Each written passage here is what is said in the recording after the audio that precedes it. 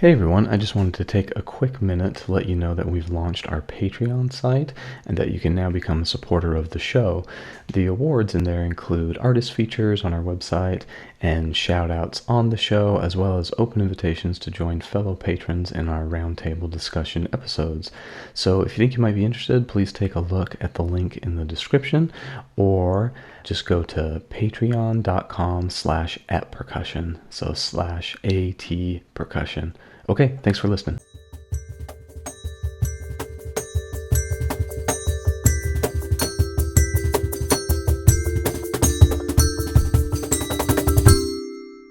Hi everyone, welcome to your At Percussion episode 258. Today is October 18th. My name is Ben Charles, and with me always are Karli Viña. Hey Ben. Hey there, Karli. Casey Cangelosi. Hey buddy, how's that xylophone piccolo action going? Oh, it's going great. Casey's got this super cool piece called Caprice for xylophone and piccolo that I'm working on right now. I'm amazed it's not more irritating, like piccolo and xylophone. It's really fun. There's a lot of these little octave jumps. It's really quirky and fun. I was working on that late last night. So thanks for the cool piece, Casey. Well, thanks, buddy. And yeah, of course. And Ksenija Komljenović rolling her eyes at us. Welcome, Ksenija. Hello, boys. Why are you so mean to me, Ksenija?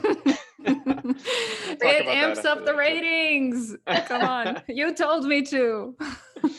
And if you are listening to this episode on the day it is released, it is November 19th. And Ksenija is going to tell us what happened in history on November 19th. So nothing serious in classical music besides this most important thing in your life, I'm sure, Ben, which is that in 1991, Paul McCartney's first classical piece, Liverpool Oratorio, was performed in America for the first time at New York's Carnegie Hall. I thought you were going to say in 1991, the Bartok Sonata was premiered. Oh, no, come on. Paul McCartney's way more important. Why is that classical? Just because it's called oratorio? Well, it is sort of his first job at classical music, which did go well with the regular folks, not so well with us stuck-up folks. But it's out there. You can check it out. It's on YouTube and everywhere else, so you can go and see it. I'm not quite sure why it's called an oratorio, because it's supposedly about his life. But who knows? Maybe he is, he is a religious figure by now, so maybe that's okay. Basically. You guys know about this? I never even heard that he wrote an oratorio. Ben must have. I knew about it. I've seen a recording of it. I remember seeing a recording of it in Barnes and Noble when I was in high school, but I've never heard it. I should give it a listen sometime. It's interesting. It's interesting. It's easy listening for sure. But very interesting, lengthy work. Good job, Paul McCartney. All right, so that's one. In 1995, the latest James Bond movie at the time was Goldeneye. It opened in the US and featured the title song by Tina Turner, Goldeneye, and that's probably the best Bond song ever. Live and Let Die, Paul McCartney, come on. No. I mean, I did love Chris Cornell's version, but no, I didn't. I don't know. I mean, Billie Eilish's song is cool, but maybe not so much. What is Karli writing in the chat? Just making fun of Ben, that he's showing his age if he says I went to Barnes and Noble in high school and looked at CDs. That's so cute. And anyway, 2002, Michael Jackson. Okay, this is not music related at all, but it was on one of those music history websites that Casey told us we should browse through when we do this type of homework. But Michael Jackson, on this day in 2002, shocked onlookers in Berlin after appearing to dangle his baby, Prince Michael II, from a fifth-floor hotel balcony. So getting creepier. And then the greatest achievement of all music was in, let's say that was 2012.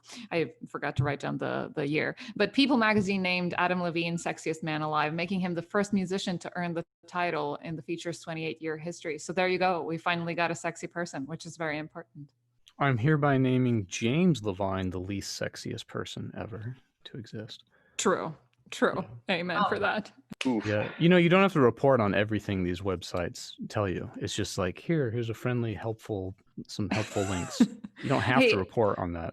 whatever. Well, I I enjoyed think it. it's really important. All of those were really important. And also, Uh-huh. Karli will be lovely to edit all of this junk out and just leave the Paul McCartney part in. So it's fine. You should. No, you it's should see- staying. There's a birthday in the chat you should report on. Well, I'm about to, Casey. Oh, okay. So, geez, getting ahead of me. So I'd like to welcome our guest for today, Sarah Rimkus, who, if you're listening to this on November 19th, it is Sarah's birthday. So happy birthday, Sarah. Yay. Thank you. So- Thank you for having me. Amazing. Of course. So Sarah is an award-winning American composer of choral, vocal, and chamber works. Her music draws on influences as diverse as Ars Antiqua to Balkan folk music and has been performed by the Ligeti Quartet, the Esoterics, and the Red Note Ensemble. She completed her studies at the University of Southern California and the University of Aberdeen, and has been internationally recognized through awards, including the ASCAP Morton Gould Award and ASCAP Foundation Leonard Bernstein Award. And she currently teaches at Michigan Technological University. So welcome, Sarah. Thank you. Excited to be here. Yeah, that's definitely University of Southern California. I had in my notes, I Mistake. just want to say South Carolina for some reason. So I just wanted to mention that the way that I was introduced to Sarah's music is that I've tried this year a new thing of trying to be better about representing the diversity of composers, especially living modern composers. So for my percussion ensemble concert, 50% of the works on my concert are by either female identifying or composers of color.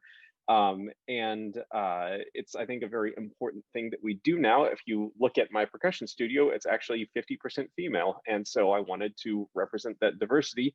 And the Percussive Arts Society has some wonderful databases available through their diversity committee of works by diverse composers. And I came across Sarah's work Blackbird in that, and I'm a huge Beatles fan. So I was like, oh, cool, someone did an arrangement of Paul McCartney.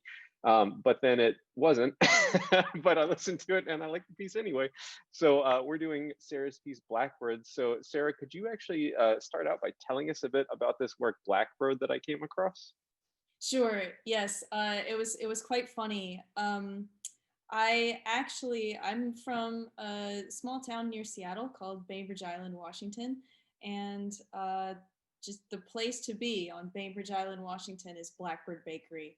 And I happened to be a little bit homesick when I was writing the piece, so I just ended up naming it Blackbird. With the piece, I wanted to write something that would be a little bit different for our percussion ensemble at the University of Aberdeen. We had and still have an excellent studio of percussionists there, and they play a lot of really amazing repertoire. But I'm not like the most confident composer for percussion, I would say, and I wanted to write something that was maybe a little bit more melodic, because I felt like so many other composers that they had already programmed had the more groove-based music so well covered. So I wanted to do something that would let them show their more melodic, sensitive side, I suppose.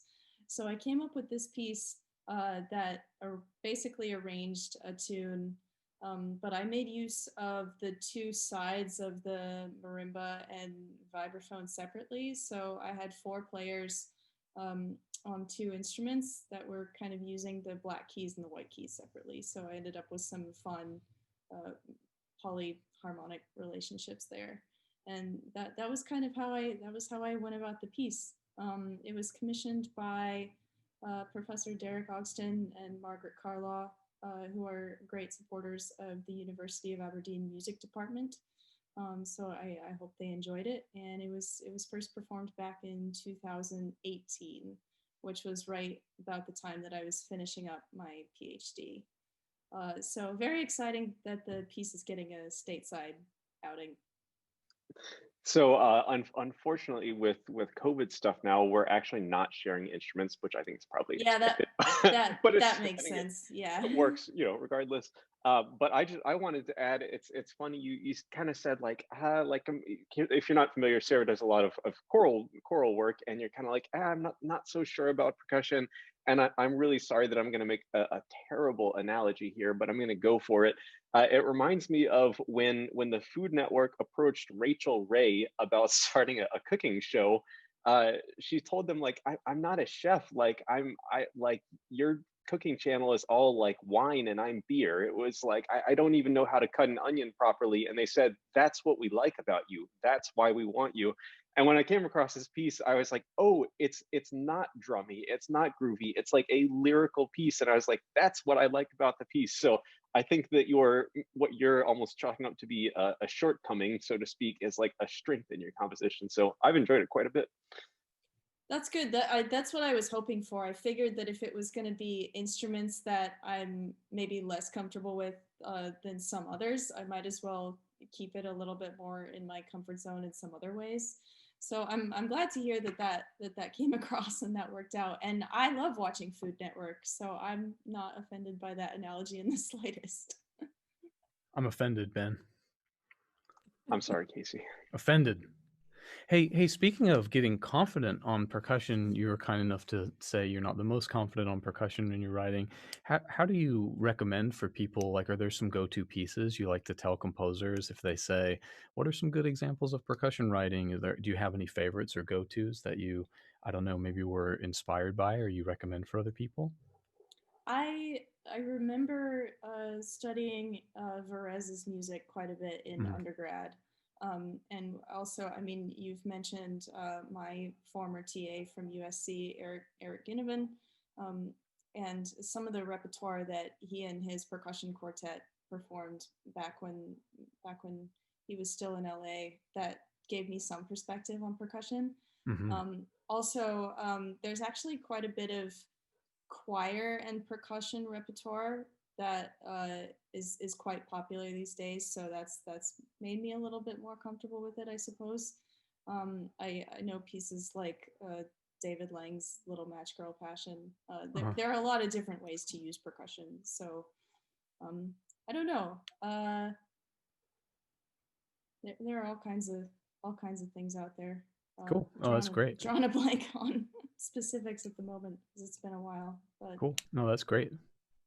One of our listeners, Antek Olesik, submitted a question through our Instagram page, and he said, "What are the biggest challenges of writing for percussion?" And maybe you would like to elaborate. So you don't have to name drop anything, but just tell us what's so tricky when you're a gifted composer and then you approach this series of instruments that are just insane. I think it is the diversity of instruments that I don't necessarily feel like I know all of them as well as an actual performer might. So there's that bit of hesitation, but of course I write for a lot of instruments that I don't play for, so it's just a question of practice. I don't play string instruments either, but I love writing for strings. But that's something that I've had a lot of practice at. So I think it's just a question of doing it repeatedly, like anything, and then you get better at it. Also, there is the question of what do you do when there's no pitch involved. I tend to focus a lot on harmony when I write, and especially in terms of planning my music. So when working with instruments that aren't necessarily pitched all the time, that can force me to reconceive in how I plan out a work. But of course, that's not a bad thing. Of course, it can be good to be pushed out of your comfort zone. So those are some of the challenges, but of course, as always, there are also some of the opportunities. Yeah, it's not necessarily bad, just different, I suppose. Mm-hmm. Sarah, do you have favorite or maybe less favorite instruments, percussion instruments to write for? I mean, pitched percussion instruments are always fun. I've written for vibraphone probably more often than any other percussion instrument. And I like vibraphone for its ability to blend with other instruments, but still has the ability to cut through a texture in a way that a marimba doesn't. And of course, it can sustain in a way that a marimba doesn't. So I'm very attracted to vibraphone for that reason. I've also used, in my larger piece for choir and percussion, I used that sort of drum and sleigh bells combination quite a bit. And that can be a really nice sound for, again, cutting through the textures of other instruments. So I suppose those are some of my favorite percussion instruments. Nice. Well, you know, what you say about the vibraphone, I think vibraphone is probably the closest to the human voice of the instruments that we have, with the sustain especially, and something about the tone. But, yeah, nice. But what about the ass's jaw, Karli? That's like an actual jaw. Do you make sounds like that with your voice? I mean, no, but it's an actual jawbone. I mean, that's far closer to an actual voice. That's exactly how Casey sounds in my head all the time. That sound we always hear in the background. It's a really obnoxious instrument. Casey's still waiting for the duo for piccolo and ass's jaw. An ass's jaw.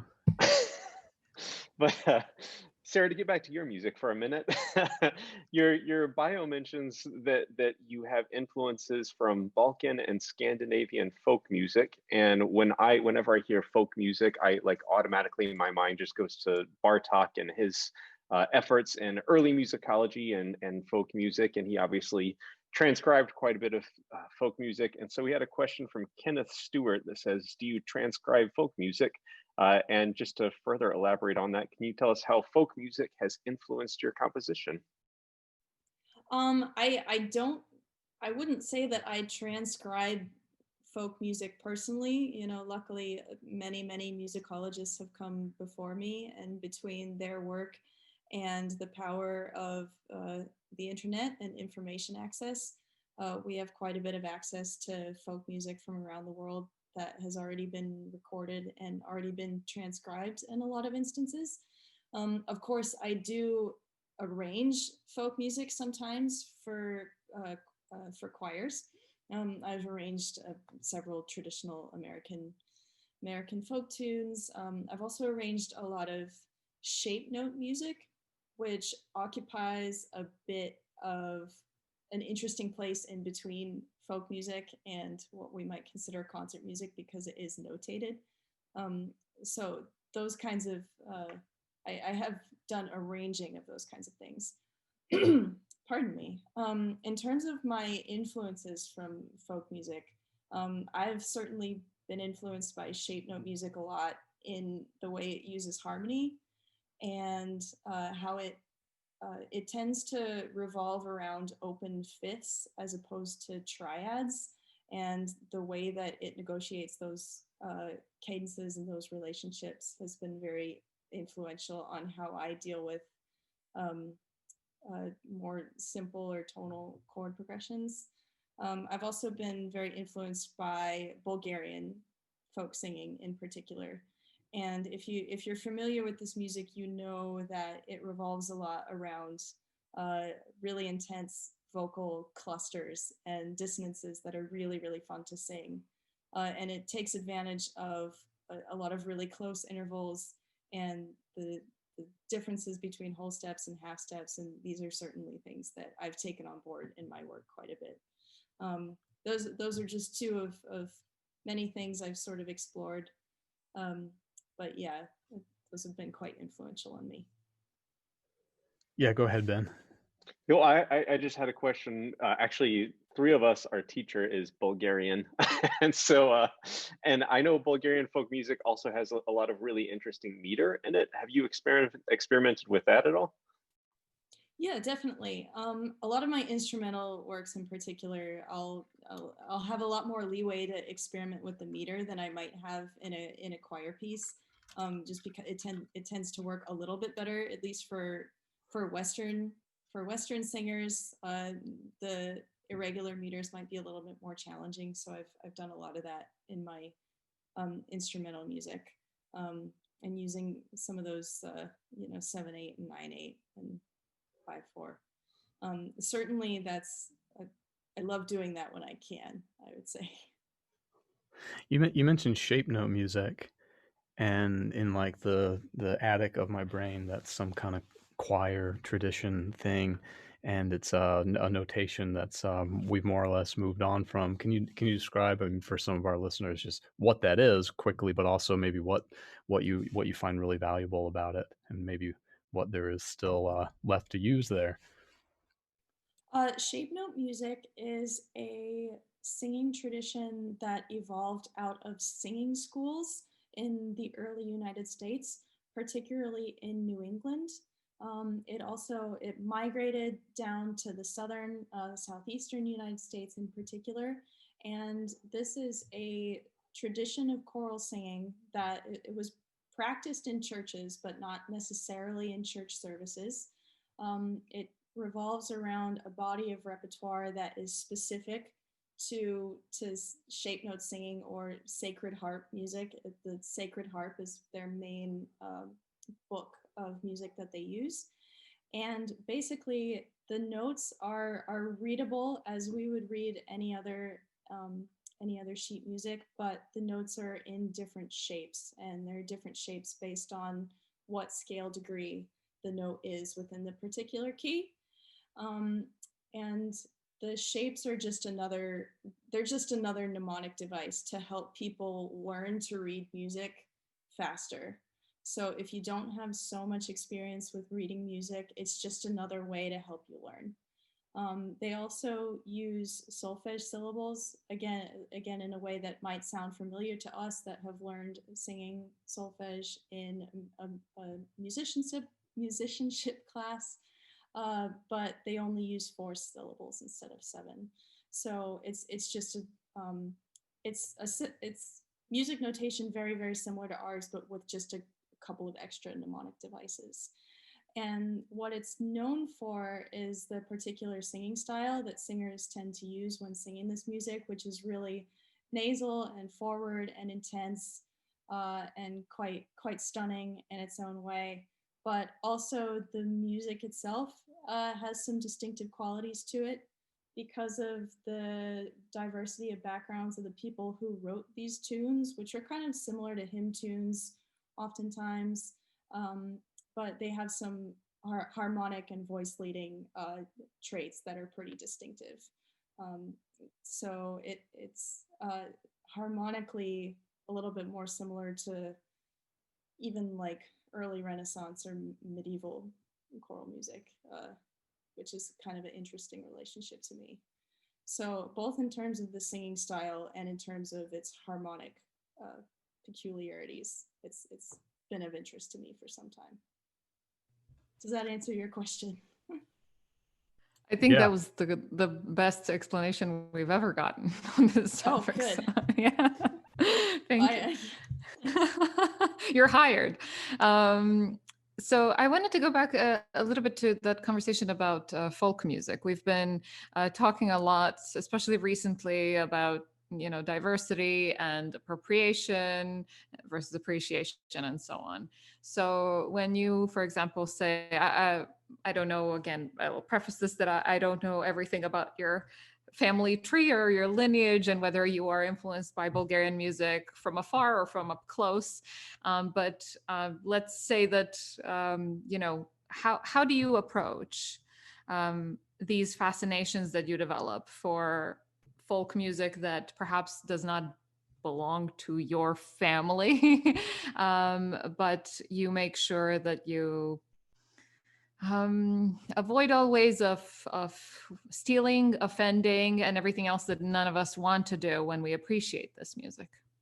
Yeah, that's the thing with folk music is what I would never want to do is I would never want to create the impression that I was purporting to actually be a member of that culture or actually have the goal of sounding like it was originally a Bulgarian piece of music or anything like that. With that music, I don't believe I've ever come close to that. I think it's a much more abstract influence that I've drawn from that music. I don't think there's any piece of music in my repertoire where you could point to it and say that is specifically from this piece of Bulgarian music, or that sounds like it's trying to sound like it was written by a Bulgarian composer. So I think that I tend to be very analytical and abstract in the way that I think about how I conceive my music, even if it's not a super, even if it's not a piece that comes off as super intellectual or anything like that. I tend to think about it in a pretty analytical way. So I hope that that is abstracted enough that it's not purporting to be a member of that particular culture. With shape note music, I suppose I have done music that is more obviously influenced by that. But again, I haven't like written a shape note tune, but I've written arrangements that are clearly intended to be concert works. So I suppose that it's clear that the intention is a little bit different. And I think that shape note music is a little bit closer to what I consider my cultural heritage might be. So I have a little bit closer of an insight to that music than I might to music from further afield. These are always like complex and interesting issues to think about, and I just hope that I would never want to portray my music as something that it's not. So that's where I come from on that. Yeah, it seems like such a big part of this discussion is always honesty. And we talked a few weeks ago, I think it was Karli maybe reported on it. There was some like middle school band composer, white male composer that wrote some cherry blossom inspired piece and stuck some terrible, corny female Asian pen name on it to sell more copies. It's like, don't do that. But it's okay to be, like I give the example, we have a percussion composer named Bob Becker that has extensively studied Indian music with Indian musicians and certainly paid his dues. And a lot of his music is Indian influenced, and he doesn't try and sell it as authentic, but he definitely also doesn't hide the fact that he's, studied with these musicians. And I think that's fine in that case. So. To be fair, his real name was like Jim Larry or Bob Jim or something terrible. Like you should probably Larry Clark. That it? Right. Like you probably should just change your name anyway. Like Larry Bird or something. It was something that you wouldn't want to keep. No, right. Yeah, but sorry, go ahead. Oh no, and like I have studied Sacred Heart music fairly seriously. I mean, you can tell that I'm a huge nerd about it. So I hope that I've done my research when I sit down and write a piece that is influenced by that pretty obviously. So yeah, all about honesty. Of course, and I think the situation that most made me think was that one when we talked about a room full of teeth performing a piece that had throat singing in it, and then this throat singer coming out and saying that that's not okay, and then she asked, okay, what are you going to do about it? And they said, okay, well, we'll make sure that we include it in our program notes and so on.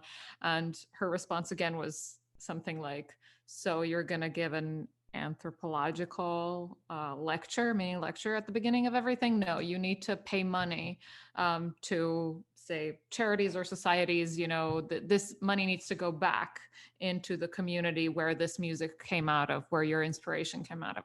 So I think that was a very specific kind of instance where Caroline Shaw, I think, was quite, she faced some backlash for doing that. And they even won an award for that piece. So there was certainly a lot of media bubble about it. We a long time ago, we had Michael Spiro on the podcast, and he talked about when you do this like African music with your percussion group, he's like, it's important to bring the actual African guy in, and if your university doesn't have money to do that, you dip into your own pockets to do it. And he was very adamant about that. I can't say that I've gotten myself into a situation where that has come up, but I could certainly see the validity behind that argument. Sort of like how on the podcast we try to edit out, if anything comes across Serbian, we try to edit it out every time. There's just a huge sticker over my face, and anytime I talk, it's like right. the teacher from Charlie Brown, that trombone sound. Yeah, we wouldn't want to misrepresent a country. Well, if we can move away from Serbian news for a minute, I actually have a little topic I'd like to share today.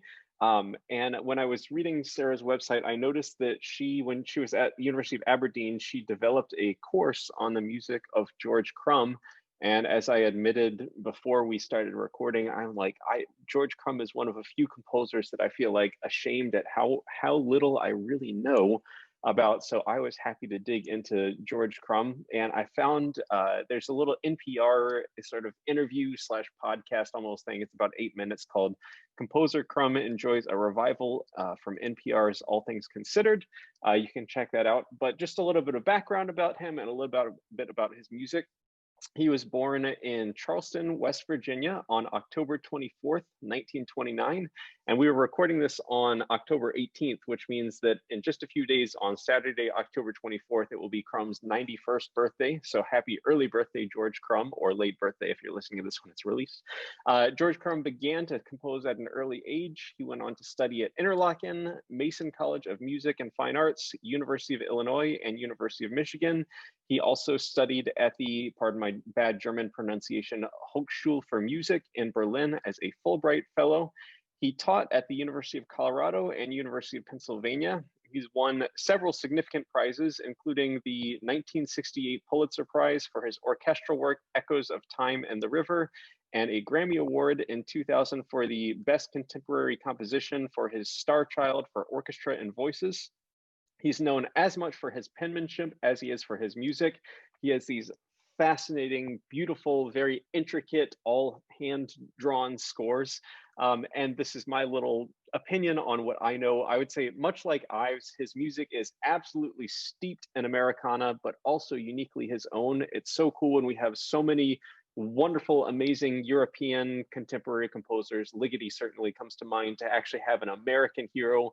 And when you hear him, he has just this pleasant West Virginia charm to his voice. He once stated that he believed young composers do their best work, but this NPR thing from 2002 said that the 73-year-old musician has had 2 premieres this fall with a 3rd planned for next spring, and that was in 2002, and he is still alive and kicking and composing today in 2020. So I think that's pretty fascinating. In his music, he explores unusual timbres quite a bit, alternative forms of notation, and extended techniques. The guitarist David Starobin said about his music with these extended techniques, he says, the thing that separates George from many of them is that he's able to integrate all those extra sounds that instrumentalists can do into the musical context without it sounding gimmicky. That, to me, is one of his greatest gifts. Some of his most renowned works include his piece Ancient Voices of Children, Black Angels, and Macrocosmos 3, Music for a Summer Evening. We'll talk more about that last piece in particular in a moment here. Black Angels was his reaction to the Vietnam War. A recording of this piece by the New York String Quartet was listed by David Bowie as one of his top 25 favorite records. The violinist David Harrington heard a radio broadcast of this piece, and he was so inspired that it actually led to the creation of the Kronos Quartet, which specializes in new music. And the first section, called Threnody 1, Night of the Electric Insects, is featured on the soundtrack of The Exorcist, and the electric insects are the helicopters in Vietnam. His piece Macrocosmos 3, which is subtitled Music for a Summer Evening, is scored for 2 pianos and 2 percussionists playing this massive array of conventional and unconventional instruments. A few of the Crumb sounds in this piece include crotales being played on timpani, slide whistle, whistling, which is in unison with vibraphone. It's a very eerie sound, bowed vibraphone, and the piano, I think it's both pianists actually, I think play mbira, the African thumb piano. And Casey has performed that work before with his colleague Eric, and I'm sure Casey will tell us more about that experience in a bit. And then one other piece I wanted to mention is his Madrigals Book 1 for soprano, vibraphone, and double bass. This has a lot of special effects on the vibraphone, and this was actually partially responsible for inspiring Christopher Dean's Morning Dove Sonnet. Mr. Dean actually served as a sort of percussion consultant for George Crumb for many years, and Crumb called Dean the Paganini of the vibraphone after hearing him perform his Morning Dove Sonnet. So a little cool connection to the percussion world there. So I guess we'll start with Sarah, since you taught this class. What did I miss? What did I screw up? I don't believe you screwed up anything. I appreciate what I appreciate what you said about how much Americana is present in Crumb's work, but at the same time use a very original voice, much in the manner of Ives. I think that that does a lot to sum up why I decided to teach the course. I was tasked with teaching the composer options course for third and fourth years was what they called it. And basically the students focused on one composer for the entire semester, and the whatever faculty member taught it that semester got to choose and got to write the course. And I figured that being in the UK, nobody else was going to choose George Crumb, and I certainly wanted to choose a living composer, but a composer with a large and diverse enough body of work that it would give us plenty to talk about for a semester. So I went with Crumb. I also added Black Angels to the second year composition listening list and got a lot of very strong reactions to that, both positive and negative. And oh my gosh, I tried to listen to this at 3 o'clock in the morning and it scared the crap out of me. What on earth is this piece? So I figured that strong reactions were good and a great place to start with planning a course. So I really enjoyed exploring both Crumb's work and composers which may have influenced him, such as Bartók, as we've mentioned, and Ives as well, and sort of giving them some background in American musical history and in American movements of art and thought. With Crumb's work, in terms of the harmonies and the pitches that he uses, it's interesting to analyze because a lot of it looks very complicated on the page, especially with him using such extreme ranges of the instruments. There's a lot of ledger lines involved, so it looks very complex. But when you start to actually analyze the music and analyze a few different pieces of his, you start to realize that a lot of the ways that he uses his modes of limited transposition, that's the main thing that he's doing, and he's actually often doing these things in a very intuitive way. So I felt that it would show the students that just because music looks very complex or maybe has a lot of dissonant sounds in it doesn't necessarily mean that it is inaccessible, or that we can't figure out what the composer's intentions were. And of course, also, as you said, he used extended techniques and a lot of different sounds out of the acoustic instruments that he used, but in a very well integrated way. So yes, it does not sound gimmicky at all. And between the musical language and the timbral language that he used, I felt it would be very educational, but very accessible to third and fourth year music students. Yeah, I just had a couple of thoughts as you were talking that came to mind. I wanted to add one thing I didn't mention is this work, Black Angels, is it's written for electric string instruments, which is sort of a rarity. And in my understanding, it's been performed by both like literal like electric violin as well as just amplified instruments. And there is if you go on YouTube, there's like a score follow along example, and like George Crumb is known for using these tiny little notes. And having played quite a bit of contemporary music myself, I just look at the score and just in awe that the performers are, quite frankly, even able to keep it together. I mean, it's extraordinarily difficult looking to me. But then I wanted to add one other thing. I think I almost hesitate to say this, but a lot of the time when we see composers of extraordinarily complex music, we kind of begin to think like, oh, well, maybe he's just throwing stuff on the page and seeing what sticks, or coming up with an idea but not really understanding what's going on. But one of my colleagues, his name is Andrew Stonerock, he's our saxophone professor here, was a student at University of Colorado, and they brought Crumb in. I think it was actually, they did like a little mini Crumb festival, and he said that like his ears were just incredible, and he could pick up flute in the second part. I think the high E flat was a little bit flat. I mean, he like could just pick out every last little detail. It's very clear that he knows exactly what he's doing in his scores. It's not just some sort of act. But Karli, I think you had something. Yeah, Sarah, I'm wondering, what would you consider to be kind of essential listening to understand the scope of Crumb's writing and also maybe fall in love with his music? What do you recommend? I recommend starting with The Voice of the Whale, which is his work for cello, flute, and piano.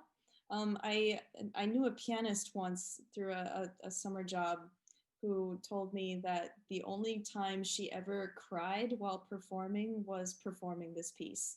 The piece takes inspiration from whale song, which is it's one of these interesting things that we could almost interpret it as a little bit cliched now, because we're sort of familiar with those sounds and those recordings have been around for a while. But he wrote the piece in the early 1970s when these recordings were first being made. So he was kind of the first composer to really take inspiration from the sounds that whales make, which are quite emotive and vocal sounding. And he, of course, uses extended techniques to great effect, as you might imagine. And certainly there are some more dissonant moments in the piece, and some moments which, if you're not already really into contemporary chamber music, might take you aback a little bit. But at the same time, so much of it is quite beautiful and accessible, especially towards the end of the piece. It's like one of the most beautiful cello solos ever. So that's a great place to get started, both in terms of the sounds of the music and in terms of where he is taking on board his ideas from, because he's certainly very focused on his environment and some of these social and environmental issues in his work. Also, Black Angels, we've already mentioned a couple of times, but that is just quite a striking work any way you want to look at it. And one of the most, I think he makes a really wide use of, he's got a lot of diverse different sounds in that piece also. So that helps keep it engaging. He also has works, he has groups of pieces called American Songbooks, where he does these really quirky, very Crumb-esque arrangements of American folk tunes for vocalists and a few instruments that just go to show his more Americana influences, I suppose. There are a lot of ways in which the instruments of Appalachia and the sounds that they produce can be heard, you can hear echoes of them in his work. I noticed some of his works actually have banjo in them, which is rare. Banjo. Also, I mean, I certainly hear a lot of hammer dulcimer in the amount of time that he uses playing inside the piano, and that's certainly an instrument that's very popular in Appalachian music. Also, he's spoken at length about how the echoing of the river valleys in Appalachia is a huge influence on his sort of acoustic experience of the world and how much that plays into his music. So those are three great places to start with George Crumb's work. Now we all have a listening list. Now we have homework. Ben, I was thinking about the Crumb works that I like the most, and I think this was our first year in Miami. Ben, do you remember hearing New World Symphony perform Ancient Voices of Children? I don't remember that at all. No, I must have missed that. I know it was at New World Center. I feel like you must have been there. I don't know, but I was thinking about that performance, and I was thinking like, wow, that was so powerful. You don't get to hear this music all the time. I mean, I was trying to remember too if they might have done the madrigals on the same program, which is like incredible. You know, I've heard recordings of that, but it's not done all that often. You said that was at New World or something? Yeah. You're not confusing it with the New World Symphony? That's by a different guy. Sorry. That took me a Master's second. degree. Yeah, New World Symphony. Oh, right. That's it. No, I was just going sounds to add similar. that one of my and I can't, this just like popped into my mind like a minute ago. I had to look it up to figure out exactly what it was, but Shi Wu actually performs her own arrangement of his cello sonata on marimba. And I saw her do that at UNT, gosh, probably 2009-ish, something like that. And I don't think it's something she's necessarily performed recently, but she's done his cello sonata on marimba. I bet that's way cool. Yeah, and I remember she did it right next to, I think, maybe 3 movements of the C major Bach cello suite. So like kind of cool. But sorry, Ksenija, I think you had something. Well, now that it's no longer relevant, but I'm really curious. Since you spent some time in Aberdeen, Sarah, I would like to know, and you mentioned that people had strong reactions to listening to Crumb's music. I'd like to know, what are your impressions? What's life like over there? What are compositional tendencies, musical tendencies these days? How's it different from the US? It's that's kind of that's a hard question for me to answer with a lot of generalization, just because I was over there because I specifically wanted to focus on choral music. So I can certainly say I can give you a better analysis of how choral music in particular is different in the US versus the UK. And of course, they have their own particular traditions over there that stem out of Anglican choral music and more recent composers such as Herbert Howells and Kenneth Layton, and composers that are more influential over there than they are here. And I think that's resulted in some musical tendencies that, I mean, it's hard to generalize about an entire country, but the harmonies that are maybe more attractive to people over there generally tend to fit in well with what I'm interested in my work. So my choral music played pretty well over there. That's not to say that people aren't interested in those sounds over here too. It's just it's just, you know, as well as we can generalize about the prevailing culture. In terms of instrumental music, that's a little bit harder for me to say. I think that some of the differences in the culture there versus here are resultant from it just being a smaller country. So it's maybe a little bit more, they're quite focused on UK composers because, you know, that's their area, but that's by necessity a smaller group of people.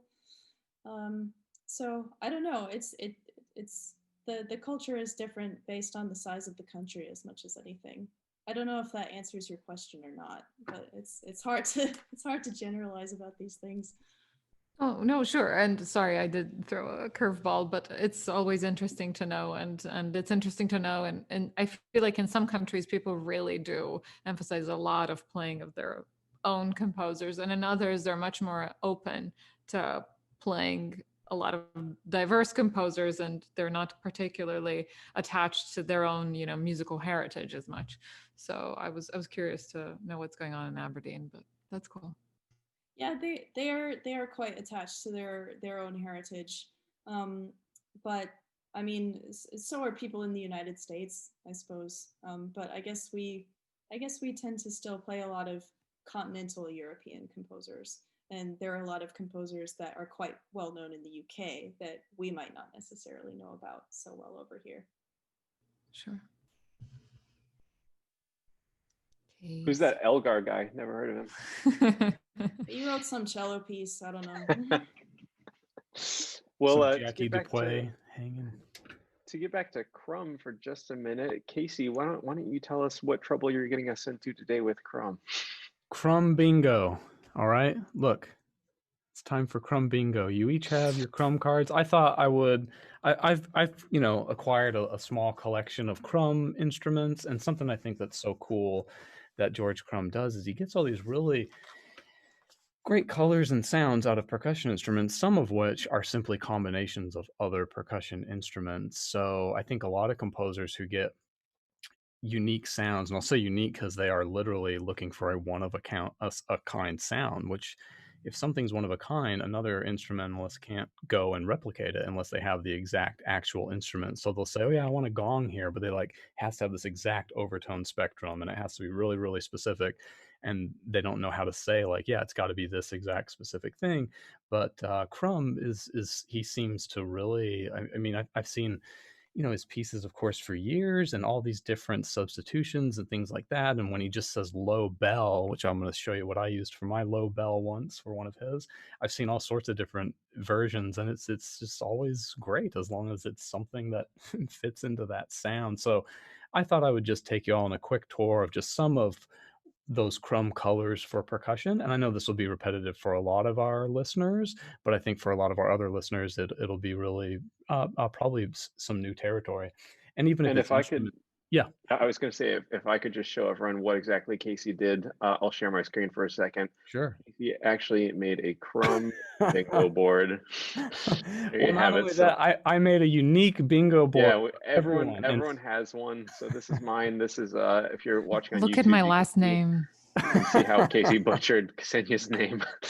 And Komljenović. Sarah's got one, and Karli's got one. So we're all gonna play along, and this should be a Patreon bonus. If you sign up to be a Patreon, you get a free Crumb bingo board. You're gonna But be anyway, tortured. sorry, Casey, go ahead. Oh, good. Well, I was going to say, for those of you who already know this, you get to watch this bingo game. It's going to be awesome. So that's, you also have a reason to keep listening. So anyway, I'm going to go in no particular order. The spots that has Crumb's pictures in y'all's slots, it's a wild card, so you can go through those. So we'll probably have bingo like really, really, really soon. Free spaces. Does that make sense, Ksenija? Yeah. Wild card? Sorry, I've never played bingo. I actually don't know how this works. Oh my God. I'm Wow. sorry, I come from a small country, okay? Stop being condescending. I can't tell if Ksenia's joking or not. Joking. No, I've actually never played bingo. I have no Okay. idea. What am I supposed to do? Yeah, you want to get 4 in a row. So like if the first sound I play, like if you heard it, you're gonna check off or mark. It's gonna be hard to do this digitally. You should probably like put a piece of gum on the screen so you can mark off on your bingo card where you are, or like maybe a not permanent marker. So you want to get like a row horizontally or vertically or diagonally. Yeah, so as you hear the sounds, you mark them off. And I'm not going to also, make you all when you- guess the sounds or anything. They're pretty straightforward, and plus you can see me here doing them. So yeah, we have Kartali's on timpani twice. Are you gonna do that sound twice, or is that oh like crap, that's a typo. You can have it twice. sweet? Uh-oh, yeah, your card has a bonus in it. It's rigged. But hold on, before we start, Ksenia, the most important part is when you get the row or 4 in a row in the line, whatever, you have to yell bingo really loud. Right. Okay, to and say the bingo. what is a wild card? What am I supposed to do Free with space. Free space. free space? So Yeah. so that doesn't matter. Okay, that's just Yeah. So we're double Cool. educational today, teaching about Crumb and bingo.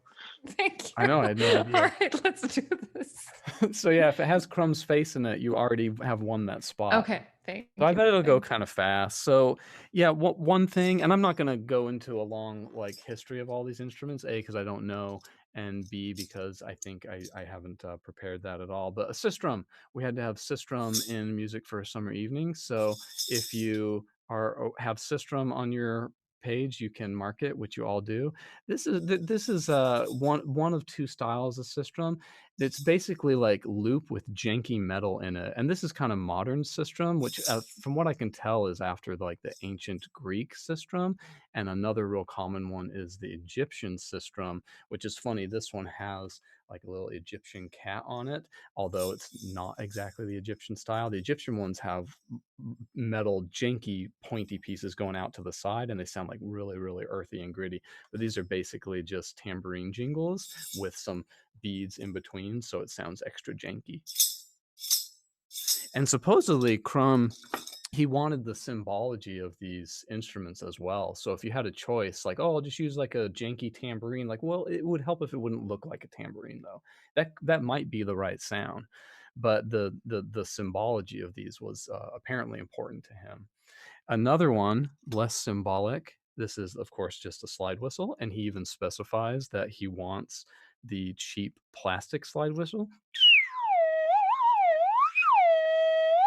All right. And my buddy Eric Guinivan and I, in Music for a Summer Evening, you get to play into the piano, open lid pianos, so that you get the resonance of the strings and the soundboard. And you have to play these unison thirds and fifths and fourths. And yeah, actually specific pitches. Yeah. Specific pitches. So look what we did. We put these, oh crap, wrong camera. We put little pitches on here along with a little marker so that we could try to play it. Casey, can you say that again? We can't hear you. You're away from your microphone. Oh, you couldn't hear like out of my armpit? we put the specific pitches, like we put a gauge on the slide whistle so we could try to play it like as in tune as possible. It was still way too hard for me. So you can check off that one. Prayer stones. All right, so you hold one in your hand like so, and you cup it. And you change the pitch like that. I think he says Tibetan prayer stones, but like, dude, where do you find those? How do you know they're from Tibet? So-and-so. But I figured out, okay, they are stones, and a great substitute is just river rocks, like decorative river rocks from the, like from Lowe's. Yeah, that's like a really, really good substitute, and they're really hard and they're really smooth, and you just find the right shape, and they sound really great. Let's see. Tibet another unusual is at Lowe's. That's new geography for you people. That's Cangelosi. DMA. Huh? Oh no, DMA. Sorry. Whoops. Oh, you screwed that up. That's real bad. And this is a recorder. So if you have that, all right, here we go.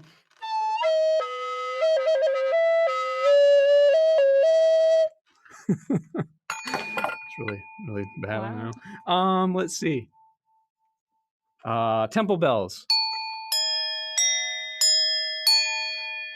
So a lot of the singing bowls that we use commonly in percussion playing, they're really thin so that they sing easy. But something they don't do is they don't hit very well. They're so thin that if you hit them too hard, they really, the timbre changes, they'll shake, they'll buzz. You can damage them really easy. But if you look for little singing bowls that are thicker and they tend to be smaller, you can hit them like way hard, and you won't damage them.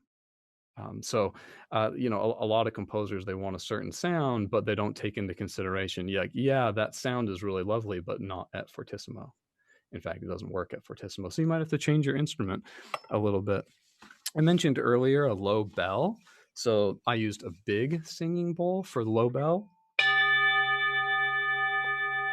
I thought that was cool. Another really good alternative for low bell is just a really focused gong. Something called a festival gong, I think, is really good.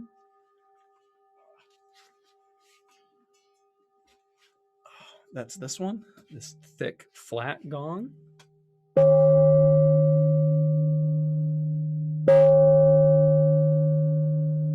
Especially since he does often not indicate a specific pitch. If he indicates a specific pitch, well, you might be stuck with a tubular bell or something. Let's see, moving on. Let's see, he's got claves. I think it's one of the madrigal songs or something. It's claves on bass drum. Again, this is another example of one of those instances where he wants a new sound, but he's not making you like destroy an instrument or modify an instrument in some really, really tricky way, but it's simply place the claves on the bass drum. I just grabbed a tom-tom because I just got bingo. You got bingo?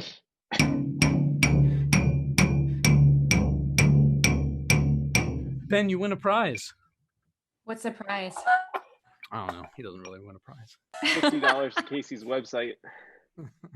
I think I got bingo a bit ago, but I didn't realize it at first. You gotta call it. You gotta call it. I know.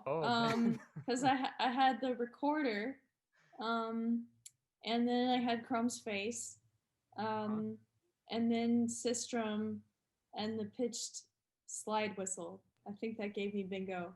Yeah, it did. I didn't realize it at first, and I didn't want to interrupt you because you're a nice person, unlike Ben. Well, you got so many instruments over there. I want to let you get through some of them. I'm worn out over here already. Yeah, and I couldn't even fill the bingo card. There could be so many more. Well, let's see if anybody gets double bingo, and let's see if Karli and Ksenija also get bingo. I wanted to hear Crotales on timpani though. Yeah, that we should be done. You mean? I think it's going pretty good so far. There you go. That's so good. far, I've nailed all these sounds. You have. Keep going. Yeah, go. Is it going? Time in. Okay. So we just did Crotales. I did it on a tom-tom because I'm lazy and didn't want to fit a bass drum in here. Claves, not Crotale, yeah. Yeah. He also does Imbira on bass drum, which is really cool because you kind of, when I did it, I leaned my forearms and Imbira on the bass drum, and I got like a nice thump. Like, so every time you hit it, you get this extra thump. We got 2 bingos. Bingo! We got 2 bingos. Oh, this is cool. See, this is going great. Okay, we'll keep going. It's now a competition for second bingo, but here's a little of. I have 2. Again, I didn't bring a bass drum in, but it sounds fine on timpani. You get a sense of just how like into the drum Imbira can get.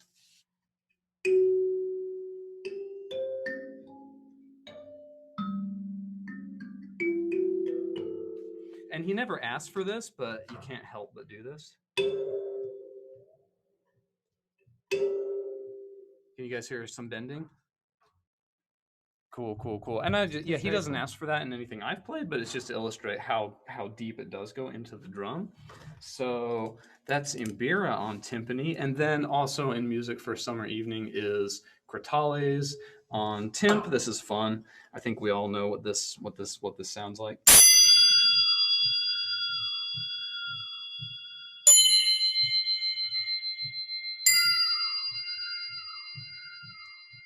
And also we got suspended cymbal on timpano.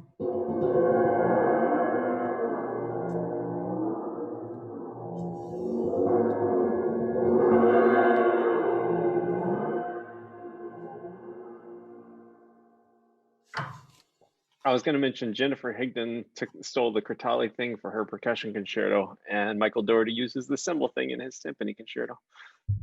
I haven't studied this sort of thing, but I have a sense that a lot of people picked up a lot of this Crumb stuff over the years.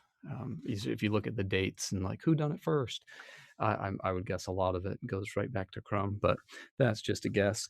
Moving on to some wind chimes. We got bamboo wind chimes. All right, I think it's a common instrument, and what I was going to say is that I think the way to acquire these instruments is buy the cheap Steve Weiss owl wind chimes, which sound terrible. There's just not enough of them, but they cost something like $4.95. So just buy 10 of them. Or even just buy like 3 of them. Not 10. Not 10, Ben. Not 10, Ksenija. Why are you so mean to me, Ksenija? Just buy a few of them. And it's way, way cheap, but they sound good when there's just a lot of them. Yeah. Something you have to be careful about, and there's moments where Crumb asks you to play these instruments real aggressively. So if you have like too nice of instruments, it's easy to break them. And I think that's a good example in the nicest wind chimes, I think, that are out there. Glass wind chimes, excuse me, are Brian Nosny's custom wind chimes. So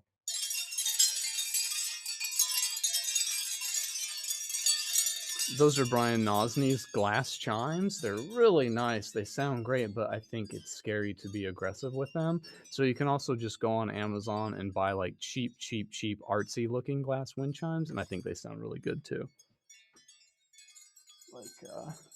Like these things. And I've got a few of them broke on here, but you can really just slam them. The glass is thick.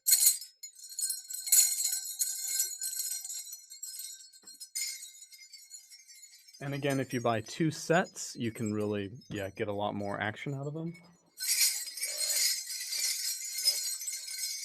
And last thing, again, this is a common sound, but I think, again, just to kind of put you into Crumb's world a little bit, is bowed gong.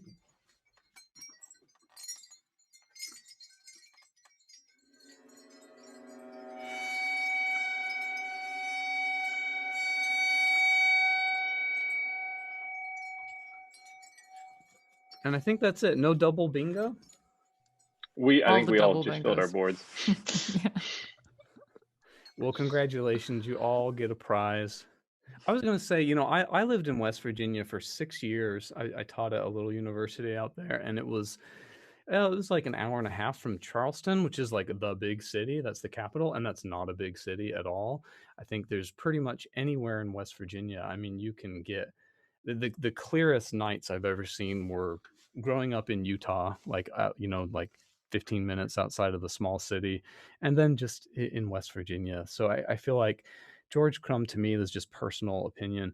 He's the closest composer to, like, their substance is their connection to nature.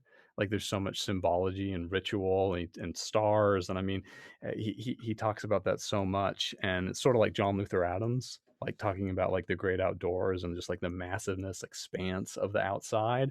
I feel like George Crumb is kind of the only other composer I've gotten that sense from without him like outwardly coming out and like telling you, hey, that's what this is about. I guess John Luther Adams does come right out and tell you that that's what it's about. But I thought that about George Crumb, and I can really understand why, like having lived there for 6 years, like why you might think that. I think I've seen more shooting stars in West Virginia than anywhere else. That's the only thing I agree with you on, Casey Cangelosi. Is that I saw more stars in West Virginia? Yes. That's it? Oh, you just nailed me. Way to go. Oh man, I just got owned.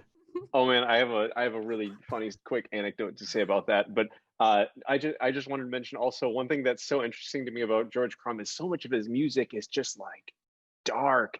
I mean, like, out there stuff. But it's been like many people have commented that he's just a really pleasant guy, and like interviews, like he doesn't seem like this like dark recluse or anything like that. But no, if I can just, sorry to like waste everyone's time with just a quick funny story, but I teach a music appreciation class, and we use the definition for music that we use in the class is organized sounds and silences. And the final exam first question, we often discuss the definition of music in this class as organized sounds and silences. Do you agree or disagree? And I had a student write once, Disagree. I agree. We discuss this basically every class. That wasn't that wasn't the question. But anyway, the only reason I don't like that definition, because I did the same thing, and it doesn't account for talking.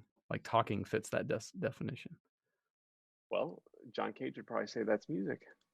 Right. Yeah, that's what I was thinking about, living room music. Yeah. Story. Seriously, Cangelosi. Yeah, I mean, it's a broad thing, and I don't state it as a fact. I state it as our working definition for this class, and you can agree or disagree. But anyway, to close up here, to get back to Sarah. Sarah, we had one more Facebook question from Hal Rosenfeld, and he says, do you have any tips or tactics for overcoming writer's block or similar scenarios? I think that that's always a tough question, just because overcoming writer's block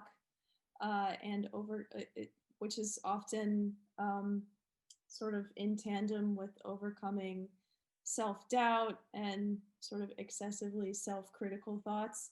I think that is something that we all kind of have to find our own way through it. My ways that I tend to think about getting through it when I'm not feeling so creative or not feeling so great, I can sort of think my way through it in ways that work for me, but that might not necessarily be the same for everybody else. I think for myself, though, what has been absolutely paramount to getting myself into a mental place where I can sort of avoid some of those feelings before they really take hold, or sort of head them off at the pass, is just being honest with myself. And that's how I tend to think about it. When I'm honest with myself about the kind of music that I want to write, and whether or not if I am keeping myself in check and making sure that I am truly writing the music that I genuinely want to be writing, and not what I feel like, somebody else, whether that's, people at large, whether that's particular teachers, particular professional contexts, like if I have to write the music that I want to be writing and not thinking of it in terms of what other people think I should be writing. If I keep myself in that headspace, then that helps me head off some of those thoughts before they really take a hold in my mind. So that's thing number one. That's priority number one, is just being honest with yourself and keeping yourself in a good mental place that way. Number two is a little bit more technical or specific, but I tend to have a pretty particular process that I go through when I write music, and I really tend to outline my harmonies first as I start a piece, and that, again, that's not something that is going to work for everyone. It's not, I'm not advocating that everybody absolutely has to start that way, but I have found that it works for me. And if I'm happy with the harmonic structure and the harmonic sounds that I've outlined for myself at the outset, then my process tends to go a little bit more smoothly. So honesty and finding a process that works for you can help keep some of those feelings at bay, in my experience. Very cool. Well, hey, speaking of smart composers and methodical composers, tell us something funny about Eric Guinivan. Tell us something he wouldn't want us to know. Oh, gosh, I don't know. He was a pretty awesome TA. We, my sort of cohort of composer friends in the class of 2013 at USC, we had him as a teaching assistant for both theory and ear training, and then orchestration as well in sophomore year. So he was quite instrumental to helping us with some of our toughest classes in our second year in particular, which was one of the most intense years of that particular degree. So he was a great person to have around. I can't really think of anything that he's pretty stand up, awesome guy. I remember that. I know. I remember that he let us swim in the pool in his apartment complex once. But that's probably the most exciting thing I can think of. He's been pretty helping us with orchestration. He's been pretty instrumental to my happiness here as well. So yeah, that backfired. But okay. Well, anyway, hi Eric. No dark secrets, it sounds like. Dang it. Well, Sarah. Not that I know of. Sarah, thank you so much for your time. It's been such a pleasure getting to know you a little bit more, and we will see everyone on episode 259. Thanks, for Thanks, having Sarah. me. It was nice to meet all of you. Nice to meet you too.